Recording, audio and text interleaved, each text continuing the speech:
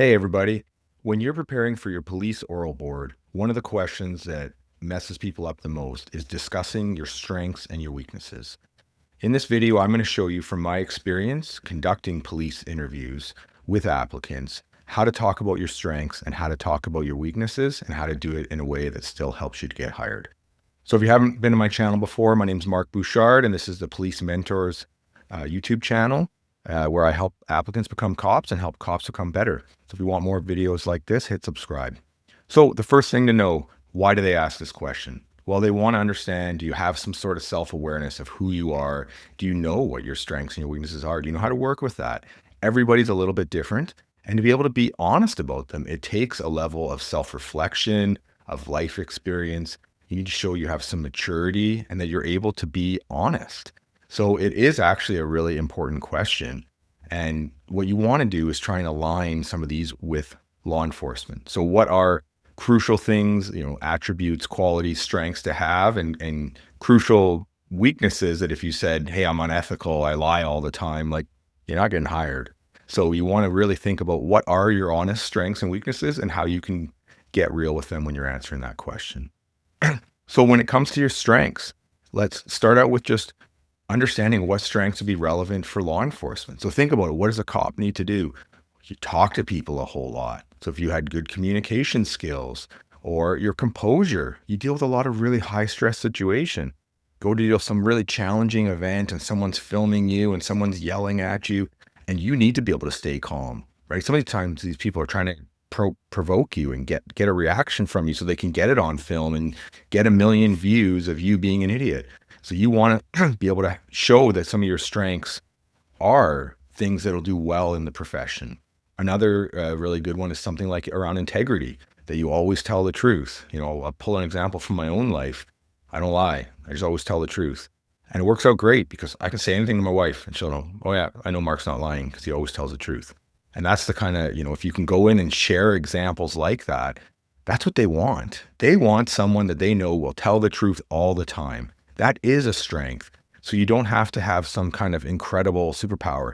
You just need to live that way and then be honest about what those strengths are. I'm not telling you to make them up. I'm just giving you some examples of some really positive strengths. Another one I like is something like service. Like for me, I used to do a lot of volunteering, coaching kids sports. It's great. Like I like to serve people. I like to serve the community. I like to help people. And another one that you could consider is something around teamwork. Again, I've played a lot of team sports. I really enjoy being in a team environment. That's great. You're going to work in a team environment in policing. Yeah, there's things you do on your own, but you also really need to interact with others. So if you can show how you work really well in team environment, well, that's going to help. And that's something that's super needed. So another thing with discussing your strengths is tell a story. So you can say what the strength is, but then give them an example of when you're able to do that. So maybe it was something like communication, and say you work in the service industry, maybe you're in sales or service, and then you're dealing with a really difficult person. So you had a customer complain and they were all upset, and you were able to talk to them to make them feel heard and pick a specific one. Don't just generalize it, but tell them an actual story where you use that strength. And you want to, your story wants to be maybe a couple minutes. You don't want it to be 10 minutes, but it also doesn't need to be 10 seconds. So you want to, really give them the details and show them how that strength comes out. And what you hope is that they can actually see how that strength would translate into your career in law enforcement. So you can use something called the STAR method: situation, task, action, and result. Right? You tell them about what was happening, what you had to do, then what you actually did, and then the end result. And that will give a really clear, concise, story for them to follow that will show. But you want to stay away from just generic advice of like, oh, well, I just always tell the truth or whatever that, I always talk to people well. What have you really told me, right? There's no evidence. There's nothing to back that up. So you want to be able to go into enough detail that makes it believable what you're saying. You're demonstrating. It's show, don't tell, right? So the next key point is talking about weaknesses. I actually think talking about weaknesses is even harder than talking about strengths. It's easy, how doesn't it come across arrogant on strengths? Whereas weaknesses is a little bit more of a challenging thing to navigate. At the end of the day, they want someone to be honest. They're not expecting you to be a perfect person. So I give you permission to just be honest about pick a weakness and a real weakness, not well, I just always work too hard. Like if someone tells me that, I'm like, that's your weakness? That's your biggest weakness? It's just that you always work too hard? It's not that you're late. It's not that you do too much or, any of these other problems that people run into. It's just you work too hard. Like that's really a strength. You're afraid to say an actual weakness. So when you do that, it shows a lack of self-awareness and maturity. But what you want to do when you pick a weakness is again, just like with the strength, you want to be specific. You want to tell a story. You want to connect with it, but you should also show what you've done to improve on it. So I'll give you a real weakness of mine. I try and accomplish too much. I feel like I need to say yes to everything. So I want to please people. I want to do good. So if someone comes to me and says, hey, can I throw this one more task at you? I'll say yes. And then sometimes instead of having 3 projects you get done well, you're juggling 10 balls in the air and you don't complete any of them. You just drop too many. And what I've had to learn to do is to prioritize and focus. Rather than say yes to everything and always tack on a new thing and start the next thing, I have to make myself stay focused on that specific thing, know what the biggest priority is, and work on that until completion. Because when I do that, then I can turn my attention to the next thing. Now, that truly is a weakness of mine. At times, it's interfered with my ability to accomplish needed things. But I can also show and tell a story of, say, for example, writing my book. I spent 4 years writing my book, and I had so many other things come up that often I had to say, nope, that's not the priority right now. I need to stay focused on the one key task. And once I'm done that, I can do stuff like this and start a YouTube channel and find other ways to help. So I'd encourage you to think about what your weaknesses are, and then can you find a story around that can help you to explain it? So here are some of the critical mistakes that people make. Number 1 is being dishonest. At the end of the day, when you go through this police applicant process, your oral board is only one part of that.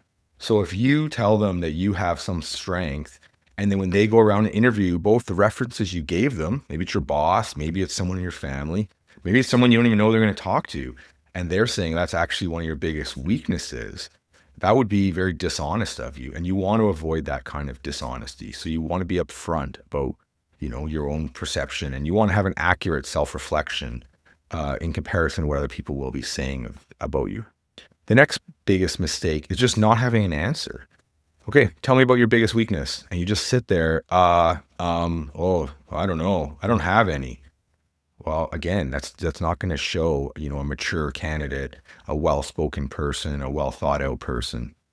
And then the third critical mistake is something that will disqualify you. So if you're going to tell them about unethical things, I can't stop lying all the time or whatever that example would be. Well, first off, you probably shouldn't be a cop, but that's not something you're going to want to say if you want to make sure you're thoughtful of what that, weakness that you might share is. The next key point I'm going to share is to actually seek feedback. You might not have the self-awareness. You might not have all this information, but those around you might. Go talk to your boss. Go talk to your coworkers. Talk to your spouse. Talk to your parents. There's a bunch of people around you who will see things that you don't see. And I've done this. Go and actually ask the people in your life and say, what's my greatest strength? What's my greatest weakness? What can I do about it? And they will tell you, preface it. Tell them you want the truth. You're not just looking for them to just tell you great things about yourself. You actually want to improve on it and ask for their help. And a lot of people will actually help you. And you can even bring that to your interview. When they say, hey, what's your greatest weakness?